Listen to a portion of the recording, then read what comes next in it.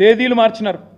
మొదలు డిసెంబర్ 9, తర్వాత 15 ఆగస్టు, ఇవాళ 15 ఆగస్టు పోయింది, ఇవాళ 16 ఆగస్టు. అందుకే మేము కూడా వెయిట్ చేసినాం. సీఎం చెప్పిండు కదా 15 ఆగస్టు అని, అందుకే మేము కూడా వెయిట్ చేసినాం పేషెంట్గా. 15 ఆగస్టుకు చేస్తాడేమో అనుకున్నాం. కానీ నిన్న ఆయన మాటలు చూస్తే చాలా క్లియర్గా కనబడతా ఉంది.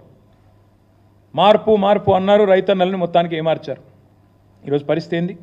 అసెంబ్లీ ఎన్నికలకు ముందు ఓట్లకు ముందేమో మొదటి మోసం, లోక్సభ ఓట్లకు ముందేమో దేవుళ్ళ మీద ఓట్లు పెట్టి రెండో మోసం, కేసీఆర్ మీదనేమో ద్వేషం, సకల జనులకు మోసం.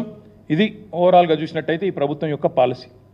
2 లక్షల రుణమాఫీ మోసం, 2 లక్షల కొలువులు మోసం, ఆడబిడ్డలకు నెలకు 2,500 రూపాయలు మోసం, తులం బంగారం మోసం, విద్యార్థులకు 5 లక్షల రూపాయల భరోసా కార్డు మోసం, 4,000 నిరుద్యోగ భృతి మోసం, జాబ్ క్యాలెండర్లు మోసం, 2 లక్షల ఉద్యోగాలు మోసం, దళితులకు 12 లక్షలను ఇచ్చిన మాట మోసం, ఆటో అన్నలకు ఏడాదికి 12,000 మోసం, రైతు కూలీలకు నెలకు 1000 మోసం, కౌలు రైతులకు రైతు భరోసా మోసం. మొత్తంగా చూసినట్టయితే రుణమాఫీయే అతి పెద్ద మోసం. This is the fact. ఎట్లనా మీరే చెప్పారు. మేము అసెంబ్లీలో కూడా చూపెట్టాం. నర్సాపూర్ నియోజకవర్గంలో మా సునీతా లక్ష్మారెడ్డి గారు, మా ఎమ్మెల్యే గారు తీసుకొచ్చినారు. ఒక రైతు డిసెంబర్ 9 నాటికి ఆయనకు ₹1,00,000 రుణం ఉండేది. ఆయనకు నోటీస్ ఇచ్చారు. ఏమని?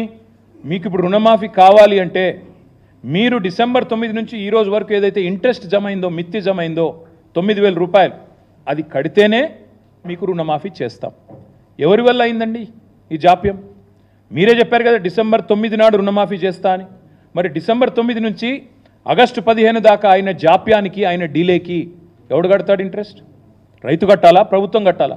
మేము ప్రభుత్వాన్ని అడిగినాం. దిస్ ఈజ్ యువర్ మిస్టేక్, ఇది మీ తప్పు, ఇది మీరు చేసిన జాప్యం, మీరిచ్చిన మాట మీరు తప్పుతున్నారు, కాబట్టి మీరే కట్టాలని చెప్పి అడిగినాం. అడిగితే సమాధానం లేదు, సమాధానం రాదు. మీరే కదా బిల్డప్ ఇచ్చింది, ఒక ఏడాది కడుపు కట్టుకుంటే 40,000 కోట్లు రుణమాఫీ చేయడం ఈజీ అని. మరి ఎందుకు కట్టుకోలేదు? ఇవాళ అడుగుతా ఉన్నాం.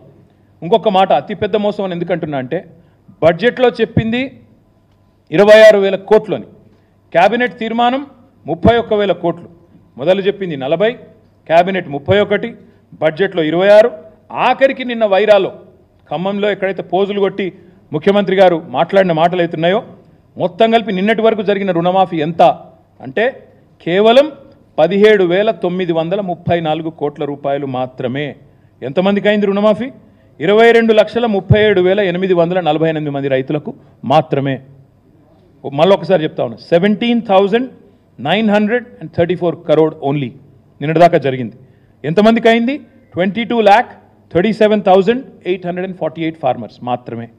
ఇది చేసి 15 ఆగస్టు లోపల పూర్తి చేస్తామని దేవుళ్ళ మీద ఒట్టుబెట్టి మళ్ళీ చిల్లర మాటలు, చిల్లర కూతలు. ఇందులో కూడా ఎన్ని వస్తాయో, ఎన్ని ఖాతాల్లో పడతాయో, దానికి సంబంధించి ఎన్ని కటింగులు ఉంటాయో ఎవరికి తెలియదు.